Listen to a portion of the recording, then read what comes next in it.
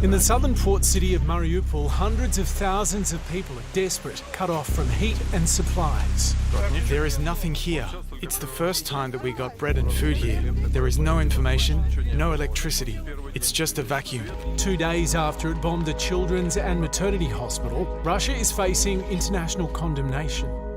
What you see on your TV screens is a war crime, and Russian commanders need to remember that war crimes are not just committed by those at the very top, they are committed all the way down the chain of command by all who are involved. Russia is now claiming the attack on the hospital was staged by Ukraine. This is from a government that is now using many measures to hide the truth from its own people. The Kremlin continues to push the line that the US is housing biological weapons labs within Ukraine. An accusation Ukraine and its allies fear is laying the groundwork for a future attack. This makes me really worried because we've been repeatedly convinced. If you want to know Russia's plans, look at what Russia accuses others of.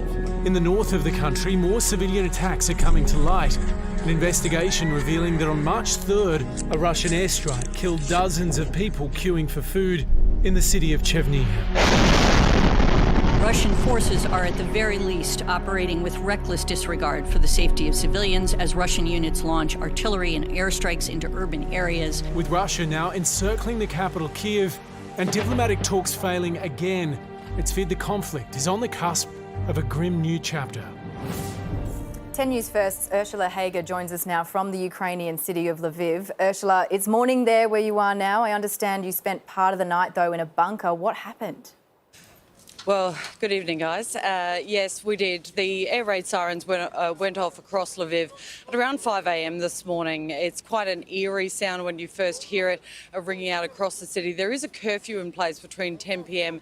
and 6 a.m, so there's nobody on the streets. You can hear the air raid siren going off. Under the rules here, essentially you have to leave your room and head down to either the basement or the bunker of where you were staying, so we did that in our hotel. But part of the problem here, this is Lviv train station where around 50,000 people come every day to try and escape this conflict. And because the trains don't run to any kind of schedule at the moment, a lot of people spend the night here overnight, desperately attempting to get on the train if it does turn up. That means that quite a lot of people were here at the train station when that air raid siren went off. They would have had nowhere to go, and it is incredibly cold in Ukraine at the moment. It's around -7 degrees right now. It was -9 overnight. So you can only imagine the fear and the panic of people here when they're hearing that air raid siren going off. They don't know what is happening or what's in the sky, and they simply don't have anywhere to go to run to safety. Ursula, obviously one of the strategies of the Russians seem to be to starve the Ukrainian people out of the big cities, maybe even freeze them out by cutting off the energy supply. I think it's hard for us to imagine in Australia just how bitterly cold and brutal the winter can be there. Can you give us a sense of that? Well, yes, it's hard to describe really just how difficult these conditions are. And there was, a gentleman out here in a T-shirt. I'm currently wearing 2 ski jackets and about 4 layers underneath it, and I am freezing. It's -7. The water bottle that is next to me has frozen while I've been standing here waiting to speak to you. These are incredibly tough conditions for people out here. And because a lot of the people that we're seeing come through these refugee centres or try to head out of the country now are the ones that have fled in fear of their lives, essentially. They haven't had time to grab a lot of things with them. They've just run for it. And so a lot of them are not equipped for these kind of conditions. They don't have anywhere to stay. They're desperate to get on the buses and the trains. I spoke to a bus driver yesterday as we're coming over the border, and he told us that he and his mate who drive this bus, they're working 24 hours a day. They each take 4 hours at a time while the other one sleeps, and they essentially work 24 hours a day to try and move people across the border with Poland.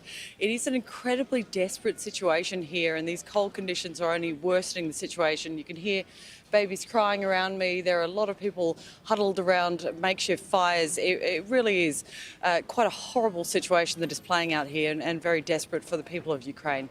The images that we are seeing on our television screens here are horrific. Can I ask, how difficult was it getting into the country, and how hard is it for you to operate there?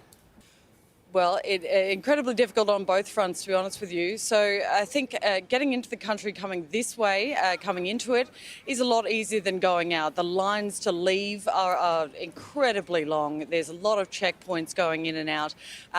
Poland is doing its best, but if you think about it, 1 million people walking over the border with Poland in just around 2 weeks, that's an incredible number of people. They're not essentially doing much checking at the border. They're just asking them where they're from. A lot of these people don't have papers. They've had to run for it. So they're just sort of letting them in at this point and doing their best with them on the other side. But it's overwhelming, this situation, for both Poland and the other countries that are bordering Ukraine as they try to get people out.